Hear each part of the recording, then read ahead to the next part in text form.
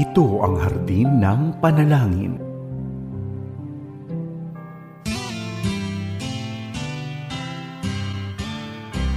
May harding mapananalanginan, doon si Jesus naghihintay. O kay inam ng panalangin ng hardin, doon kay gandang manalangin. Tayong natutulog sa luklukan ng Diyos sa hardin ng pananalangin. Isang pinagpalang Sabado sa iyo kaagapay. Pabati namin sa iyo ngayong umaga ay pag-asa at pagpapala mula sa ating mabuting Panginoon. Muli, welcome sa programang Hardin ng Panalangin. Ihandog natin sa Panginoon ang unang bahagi ng ating araw para manalangin at mag-aral ng kanyang mga salita. Makakasama mo ako sa kalahating oras ng prayer and devotion. Ako po si Pastor Ronald Llobrera at kami ay sumasa iyo mula rito sa One Corporate Center, Ortigas, Pasig. Hatid pa rin ng 702 DZS FEBC Radio TV, Agapay ng Sambayanan. And we are also broadcasting sa Facebook Live at YouTube ng DZS at ganun din kaagapay sa ating 702 DZS app. Bago po tayo magpatuloy, lapit po muna tayo sa presensya ng Panginoon sa ating panalangin. Aming Diyos, aming Ama, patuloy ka naming pinupuri at dinadakila, niluluwalhati at sinasamba, Panginoon. Kasabay nito ang aming pagpapakumbaba at pag-amin sa aming mga pagkukulang, Panginoon. Alam namin na kayo lagi ang nagpupuno sa mga kakulangan ng aming buhay. Patawarin niyo po kami sa aming mga pagkakasala, sa aming mga pagkakamali, mga nagagawang hindi karapat-dapat sa inyong harapan. Panginoon, sa aming paglapit sa inyo sa araw na ito, paging dapatin niyo po kami at naway masumpungan ninyo ang aming mga puso na patuloy na nagtitiwala at nananampalataya sa inyo. Pinagkakatiwala po namin ang araw na ito. Kasama na po ang aming mga kaagapay saan maang panig ng mundo sila naroroon. Panginoon, patuloy pong abutin ninyo ang aming mga kaagapay sa anumang sitwasyon ng kanilang mga buhay. At sa mga oras na ito, Panginoon, ang iba naming kaagapay ay papasok, papuntang trabaho. Lord, ingatan niyo po ang bawat isa sa kanila. Yung ibang kaagapay namin ay nagmamaneho, Panginoon. Patuloy pong ang pag-iingat ninyo ay maranasan nila ang kalakasang pisikal, Panginoon, ay maranasan nila sa mga pagkakataong ito. Ganun din yung mga kaagapay namin na papasok sa eskwela. Yung iba po ay papunta sa kanilang negosyo, Panginoon. Lord, ang inyong pagsama, Panginoon, ang aming panalangin na maranasan ng bawat kaagapay namin. Lord, kayo din po ang maging sentro ng bawat pamilya, ng bawat mag-asawa, maging ang sentro ng buhay namin, Panginoon, upang patuloy kang maparangalan anuman ang aming ginagawa. Maraming salamat po, pinagkakatiwala po namin sa inyo ang lahat ng ito sa pangalan ng aming Panginoong Hesus. Amen.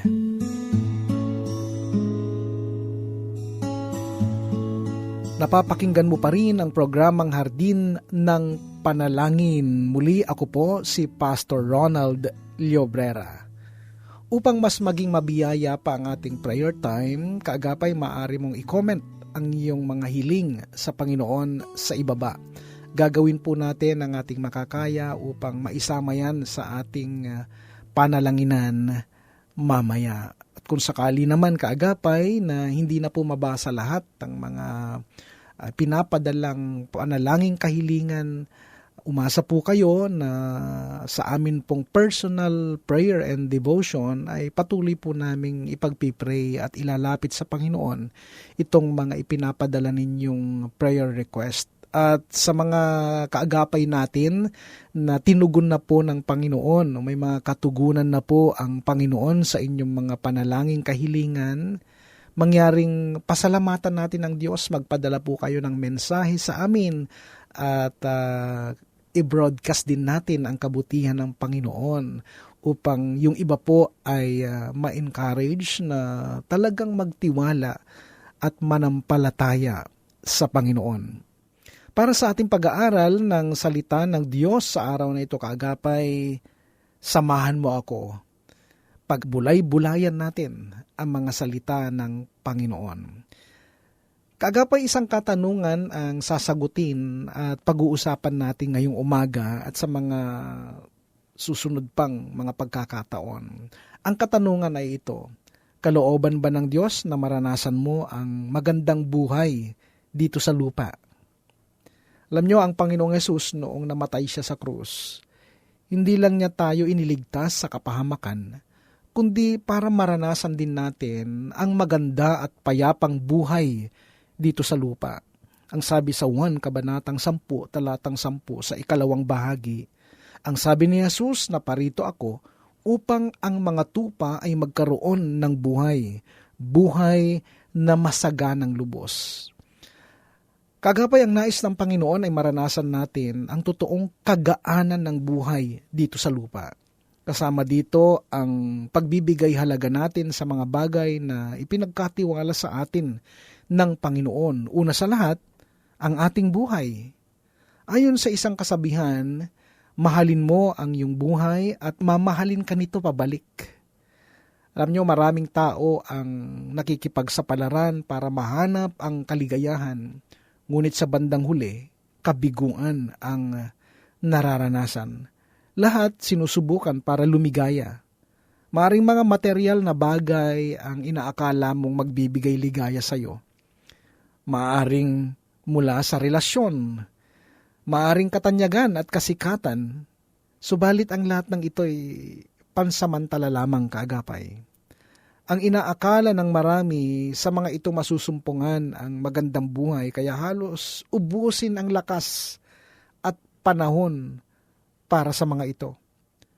May itinuturo ang salita ng Diyos tungkol sa buhay at kung papaano natin maranasan ang kagaanan nito.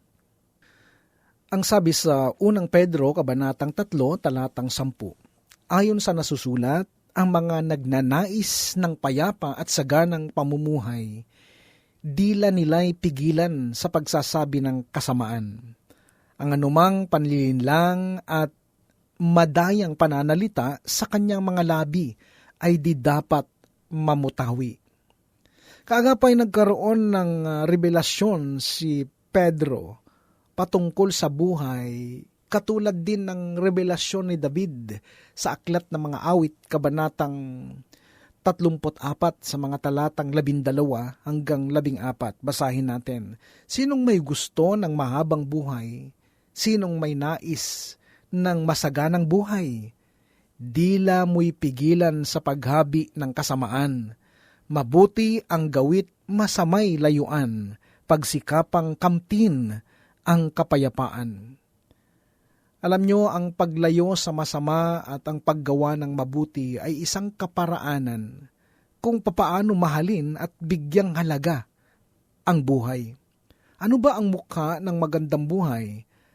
Ano ba ang naiisip natin tungkol sa magandang buhay? Mayroong binanggit si Haring Solomon sa Aklat ng Mga Kawikaan, Kabanatang 3, sa mga talatang 13 hanggang 18. Basahin natin kaagapay. Mapalad ang isang taong nakasumpong ng karunungan, at ang taong nagsisikap unaway nagtatamo. Higit pa sa pilak ang pakinabang dito, at higit sa gintong lantay ang tubo nito.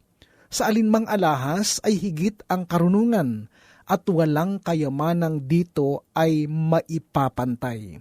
Mahabang buhay ang dulot ng kaalaman, may taglay na kayamanan at may bungang karangalan.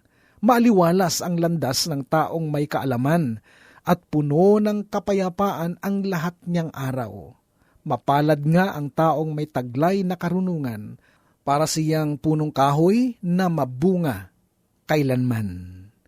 Kaagapay, ito ang biblikal na pananaw tungkol sa magandang buhay na binanggit ni Solomon. Una, mahabang buhay. Ito ay napakalaking pagpapala para sa ating mga tao. Ang mabuhay tayo ng matagal dito sa lupa. Aanhin natin ang kayamanan kung tayo naman ay papanaw agad sa buhay na ito.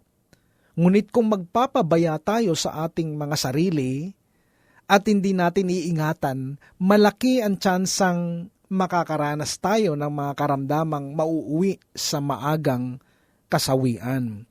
Ang nais ng Diyos kaagapay ay malasap natin ang kagandahan ng buhay ng pangmatagalan.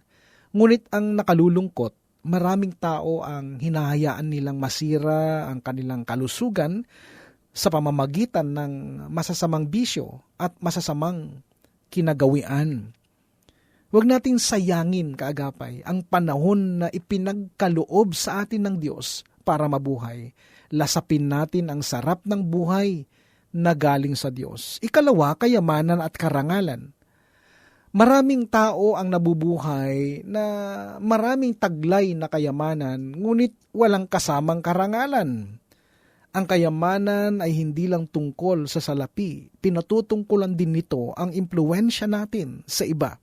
Tayo ba ay mabuti o masamang impluwensya?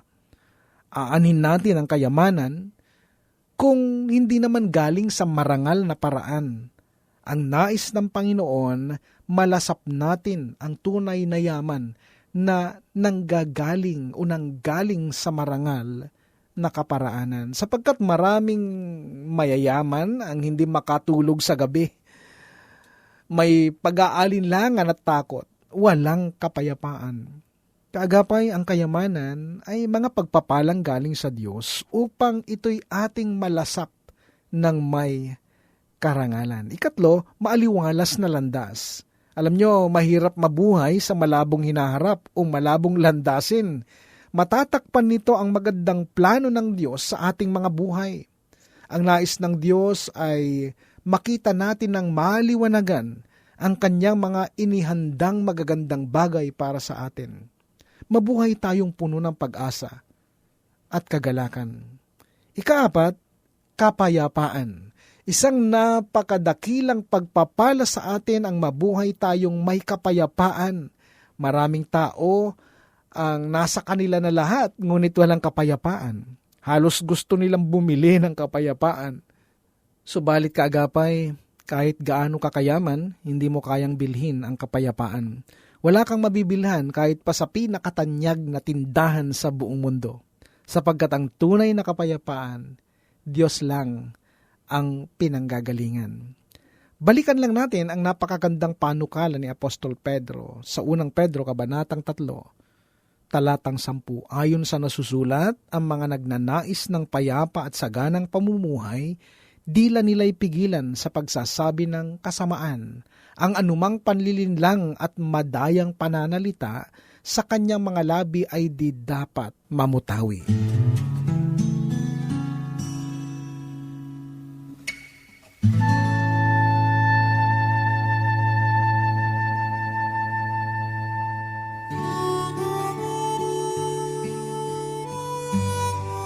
Magandang araw po mga kapatid sa Panginoon. Ako po si Pastor Dingadon ng Cornerstone Christian Community. Tayo po ay sama-samang manalangin para po sa ating bayang Pilipinas. Tayo po ay magkaisa at atin pong sang-ayunan ang ating mga sama-samang panalangin na ito sa ating bayan. Ama naming Diyos na makapangyarihan sa lahat, kami po ay dumudulog sa trono ng iyong biyaya at amin pong idinadalangin ang aming mahal na bansang Pilipinas. Panginoon, hindi po lingid sa iyong kaalaman na ang aming bayan ay nasa panahon ng sari-saring krisis. Krisis po sa tagutom at napakamahal na mga bilihin. Ang dalangin namin, Panginoon, sa mga negosyante na magkaroon po sila ng pagkahabag at malasakit sa aming mga kababayang Pilipino. Yun po sa mga pananim ng mga magsasaka naming kapwa, ang dalangin namin, Pangingatan mo po ito. At ang dalangin namin, Lord God, ilayo mo po ang mga pananim ng aming mga kababayang magsasaka mula sa pagkawasak at tangay ng mga baha, bunga ng bagyo, Panginoon. Lord, kailangan namin ang iyong saklolo sapagkat ikaw ang may hawak ng batas ng kalikasan. Dalangin namin, Panginoon, ang mga bagyong ito ay iliko mo po, Panginoon.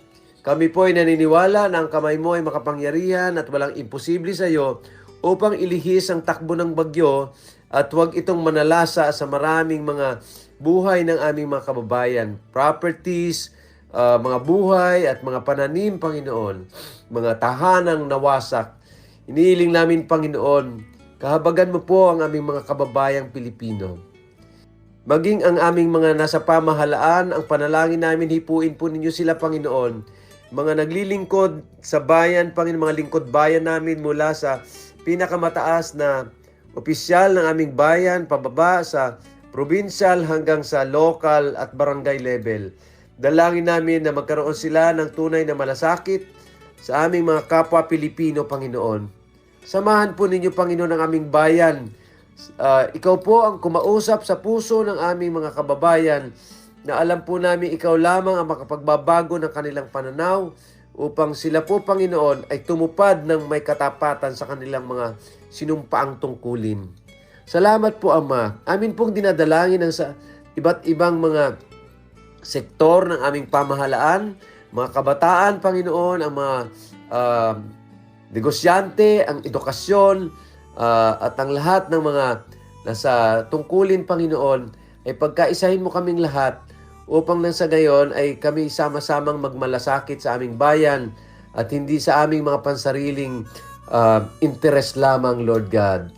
Ikaw po, Panginoon, ang pumigil sa maraming mga kalamidad na nananalasa sa aming mga kapatid, sa aming mga kababayan, ang bagyo, ang baha na siyang nananalasa at sumisira ng pananim, ang lindol na nagdudulot ito ng pagyanig at pagkawasak ng mga gusali na siyang maaring magdulot ng after effect na pagputok ng mga bulkan. Panginoon, ikaw ang Diyos ng kalikasan, ikaw ang Diyos na may hawak ng batas ng kalikasan. Kaya ang dalangin namin, Panginoon, hawakan mo po ang mga batas ng kalikasan ito, yamang ikaw din lang ang lumikha nito. At kami humihingi ng awa, Panginoon, sa iyo. Maging yung the big one na iniintay ng marami, na inaabangan ang dalangin namin, Panginoon, ikaw pa rin ang may hawak nito, ang may kontrol nito, upang wag itong manalasa, Panginoon, lalo na sa Metro Manila na sinasabing mawawasak ang Metro Manila sa 4 na bahagi, Panginoon. Lord God, ikaw lamang ang makapaghihinto nito. Ikaw lamang ang patuloy na makapagbibigay ng pag-iingat sa aming bayan, sa aming mga kababayan, at maging sa kabuhayan namin, Panginoon. Salamat po, Panginoon. Kami po ay nagkakaisa at nagkakasundo sa panalangin ito, kasabay ng aming mga kapatid na ngayon ay nakikinig at sumusubaybay. Ito po ang aming panalangin sa makapangyarihang pangalan ni Jesucristo na aming Panginoon. Amen. Amen.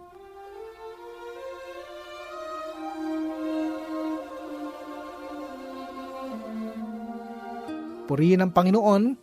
Sa sandaling ito, kaagapay, simulan na natin ang pagdulog sa Diyos sa mga panalangin kahilingan na ipinadala ng bawat kaagapay natin.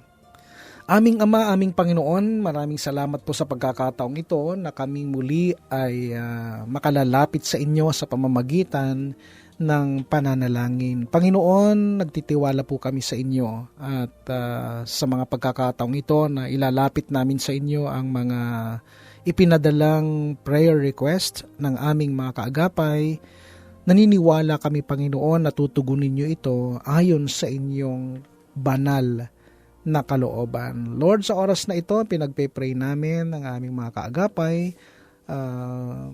Nilalapit namin sa inyo si Brother Engineer Romeo David. Panginoon, patuloy niyo siyang ingatan, patuloy niyo siyang bigyan ng kalakasan sa lahat ng aspeto ng kanyang buhay. Maging ang kanyang kalusugan, Panginoon, patuloy niyo pong ingatan. Pagpalain niyo rin ang kanyang buong pamilya, ang kanyang may bahay na si Sister Marie David, ang kanyang mga anak, si Engineer Romar David, Jerome, Kevin, and Joanna Grace David. Lord, ang buong David family ay patuloy na ang kalakasan, proteksyon ay maranasan po nila sa lahat ng pagkakataon sa kanilang buhay. Lord, pinasasalamatan din namin si Brother Leo Abisamis, Panginoon, ang kanyang buhay paglilingkod. At patuloy namin siyang inilalapit sa inyo na ingatan niyo po siya sa lahat ng kanyang gagawin. Siya po ay nagtatrabaho dyan sa Texas, USA, at alam namin na hindi niyo siya pababayaan at patuloy niyo siyang gamitin bilang instrumento ng pagpapala at instrumento ng kapayapaan sa ibang mga tao, Panginoon. Lord, pinagpipray din namin ang kalusugan ni Tita Abby Dailo, Panginoon, at ang kanyang buong pamilya. Patuloy niyo ingatan si Tita Abby, anuman ang sitwasyon na pinagdadaanan niya ngayon, lalo na po sa kanyang kalusugan. Wala pong imposible sa inyo. Ang inyong pag-iingat, Panginoon, ay laging maranasan po ni Tita Abby Dailo. Ganon din si Sister Ana Victoria Tutel dyan po sa Middle East, Lord. Patuloy na ipinagpipray namin sa inyo, ang kanyang pamilya, ang buong Tutel family at yung family niya po dito sa Pilipinas. Lord, nandyan po yung ibang kamag-anak niya sa Cavite na nakaranas din ng mga kalamidad, Panginoon, itong mga nakaraang mga bagyo at pag-ulan-ulan. Lord, ang aming dalangin na patuloy niyo po silang ingatan, Panginoon, at naway magkaroon sila ng proteksyon na galing sa inyo at makapag-adjust po sila sa mga nangyaring pagbaha sa kanilang lugar sa lalong madaling panahon. Panginoon, patuloy din namin nilalapit sa inyo si Mami Auring Sumulong. Pinasasalamatan po namin kayo sa kanyang buhay paglilingkod at bilang kaagapay namin dito sa FEBC, at siya po ang head ng aming prayer intercessors. Lord, maraming salamat po sa kanyang buhay. Patuloy niyo siyang ingatan, magandang kalusugan ang aming panalangin para sa kanya, kasama na rin po ang kanyang buong pamilya, ang buong Sumulong family. Lord, pinasasalamatan ka rin po namin sa buhay po ni Tita Telma Manhares. Patuloy niyo siyang ingatan, samahan sa lahat ng pagkakataon ang buong Manhares family dyan po sa Laguna area, Panginoon. Lord, ang aming mga kaagapay na kung saan ay may mga pinagdadaanan din na karamdaman, Panginoon, ay patuloy namin inilalapit sa inyo na kayo po ang maging kalakasan po nila sa kanilang buhay. Si Sister Arlene Mercado, Panginoon, ang aming panalangin para sa kanya ay healing and strength, Lord, kasama na rin ang karunungan na galing sa inyo habang hinaharap niya ang mga challenges sa kanyang family. Panginoon, ganun din aming ipinagpipray sa oras na ito si Sister Carmela Aquino, Panginoon. Ang aming panalangin ay ang inyong provision para sa kanila, especially sa kanilang daily needs at financial concerns ng kanilang pamilya, Panginoon. Lord, patuloy din namin itinataas sa iyo si Sheila Fernandez, Panginoon. Good health para sa kanya, protection and renewed strength para sa kanya at sa kanyang mga mahal sa buhay. Ganon din si Monica Javier, ang aming panalangin para sa kanya ay peace of mind, emotional healing at naway patuloy na maranasan niya ang healing ng kanyang mga naranasang sugat, Panginoon, sa mga taong maaaring nagdulot ng sakit sa kanyang kalooban. Lord, ipinagpipray din namin Sister Bernadette Flores, Panginoon. Ang aming panalangin para sa kanya ay sa kanyang mga mahal sa buhay, unity, understanding, at stronger faith in God sa buo nilang sambahayan, Panginoon. Ganon din po kay Janice Evangelista, Panginoon. Ang aming panalangin sa kanya ay comfort, strength, at guidance habang dumadaan siya sa mga difficulties ng kanyang buhay, Panginoon. Lord, amin din pong ipinagkakatiwala ang sitwasyon ni Sister Maricel Domingo, Panginoon, yung restoration sa family at healing ng mga relationships na dumaan sa mga challenges, lalo na po sa kanilang pamilya. Amin din pong ipinagpe-pray sa oras na ito si Sister Roslyn Mercado, Panginoon. We pray for continuous healing, good health, and protection para po sa kanyang karamdaman. Lord, amin din idinadalangin ang panalangin po ni Sister Annalyn Soriano, Panginoon. Good health po para sa kanya, kalakasan at karunungan habang dumadaan siya sa kanyang personal na battle, Panginoon. At syempre, yung kanyang pamilya ay bigyan nyo rin ng kalakasan to support her, Lord, sa anumang pinagdadaanan ng kanyang pamilya sa mga oras na ito. Lord, ipinagpe-pray din namin si Diane Santiago, Lord. We pray for your guidance, Lord, peace, blessings, at magandang direction para sa kanyang family at yung pong future ng kanyang pamilya. Panginoon, nagtitiwala po kami sa inyo, maging si Pastor Jose Tulios, Panginoon. Ipinagpe-pray namin ang kanyang ministry na ginagamit niyo siya patuloy na magpalakas ng mga manggagawa ninyo, ng mga pastors, Panginoon, yung mga kapwa namin kamanggagawa. Amin din patuloy na ipinagpipray ang family ni Sister Nora Canciela. Pagpalain niyo siya at ingatan. Ganon din, Sister Corazon Hulandes, Panginoon. I-bless niyo po ang buong Hulandes family. At si Sister Lilian Guerrero, Panginoon, pagpalain niyo po sila. At akin pong inilalapit sa inyo si Brother Epifanio Salvador, Panginoon. Maraming salamat po sa kanyang buhay na patuloy niyong ginagamit, Panginoon, na maging kaagapay namin dito sa FEBC at maging pagpapala sa ibang mga tao. Pagpalain niyo po ang buong Salvador family. Lord, pinagpe-pray ko rin ang aking kamanggagawa, si Pastor Edgar Cruz, Lord, na sa mga pagkakataong ito ay nagmamaneho ng bus dyan po sa biyaheng Malolos, Bulacan. Panginoon, ingatan niyo po si Pastor Edgar at naway lagi siyang makaranas ng inyong proteksyon, magandang kalusugan at ang kanyang buong pamilya, Panginoon. Maraming salamat po at lahat ng ito ay pinagkakatiwala po namin sa inyo, O Diyos. At sa takdang panahon, tutugunin niyo po ang bawat panalangin according to your perfect will. Maraming salamat po. Binabalik namin sa iyo ang kapurihan at pagluwalhati sa pangalan ng aming Panginoong Yesus. Amen. May harding Mga kagapay, magkarinigan muli tayo mula Biyernes hanggang Linggo sa radio online at dito po sa Channel 185 sa Signal. Ito'y sa pakikipagtulungan ng GCTV. Para sa programang Hardin ng Panalangin, muli ako po si Pastor Ronald Llobrera na patuloy na nagpapaalalang ang Kristiyanong namumuhay ng tapat ay sapat sa lahat ng bagay. Magtapat tayo sa Diyos at ang Diyos ay hindi magkukulang. Pagpalain ka ng Panginoong Hesus. O kay sarap